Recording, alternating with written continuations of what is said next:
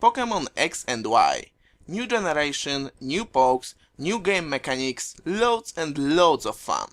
But there is something missing, someone that was an inevitable part of my PU battles back in Black 2 and White 2, someone by the name of HouseOfWolves100.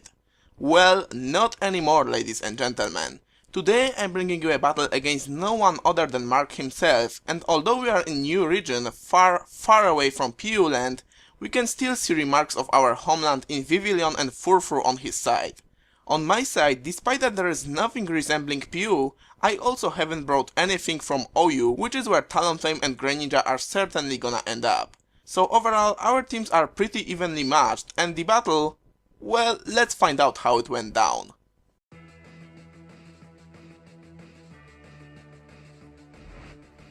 I lead off with Barbaracle, thinking that he might want to put a Talonflame on his leading spot to counter my Roserade before I get to put something to sleep, but he chooses Noivern for his lead, which can serve that purpose without taking any recoil in process.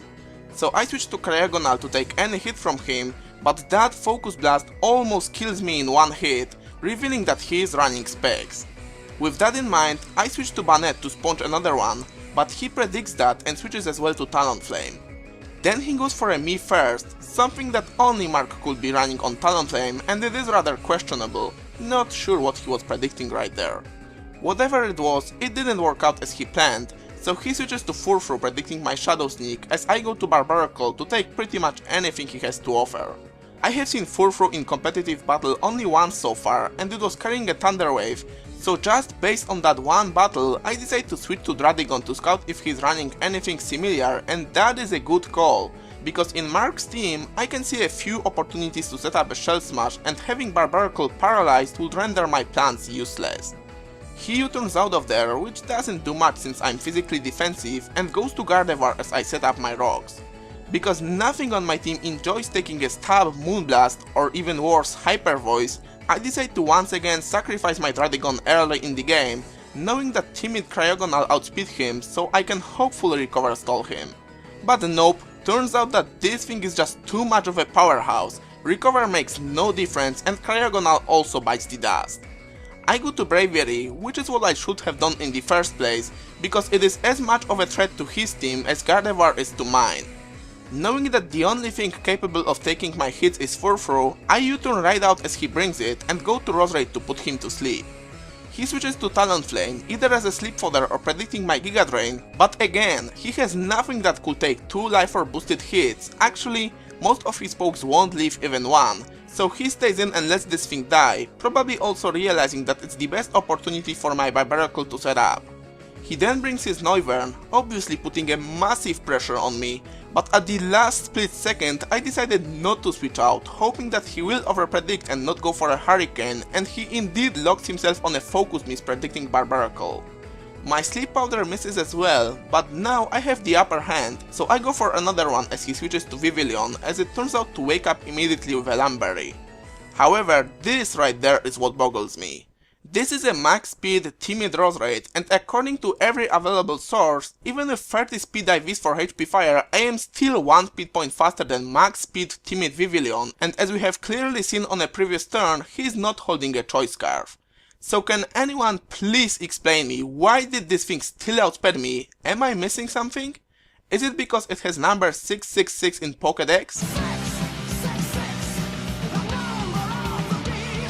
I have genuinely no idea what happened there. What I do know is that I no longer have anything to deal with his Furfrous, which will become an issue later on. I go to Bravery, thankfully don't get outsped again, and demolish him with a Brave Bird. Then he goes to Greninja, probably hoping that I'm Choice Banded, but that is some wishful thinking right there, and that's another thing executed with a Desert Eagle. Finally he goes to Furfrous, and knowing that depending on his EV spread, Brave Bird might not even be a 2-hit KO, I switch to Banette to take a return. Instead, he goes for a Baby Doll Ice though, confirming that Deagle is not the right gun to deal with this thing, you need at least a bazooka. The only remaining thing on my side that can hit as hard is Barbaracle after Shell Smash, but to bring it in safely, I first need to disable his Thunder Wave. For that, I protect right there, hoping that he will go for it, and he does. I disable it on the following turn, get a safe switch as he goes for a sucker punch, and now is my only chance. This is it, Barbaracle coming through. Oh.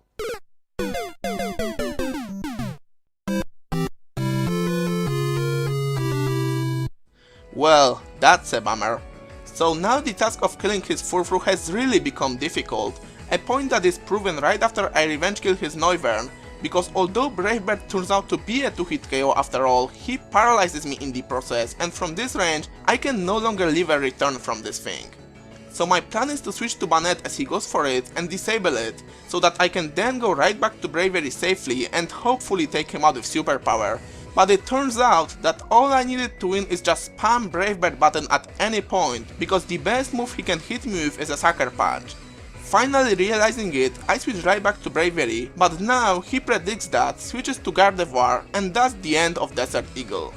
So I am down to my Banette, and right there you get to experience some of my logic.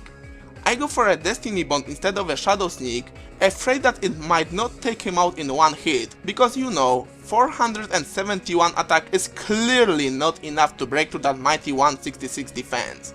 Funny thing is, Psychic doesn't take me out either, and because I went for a Destiny Bond, Mark assumes that I'm not carrying any attack and starts setting up Coal Mines to stall out its power points.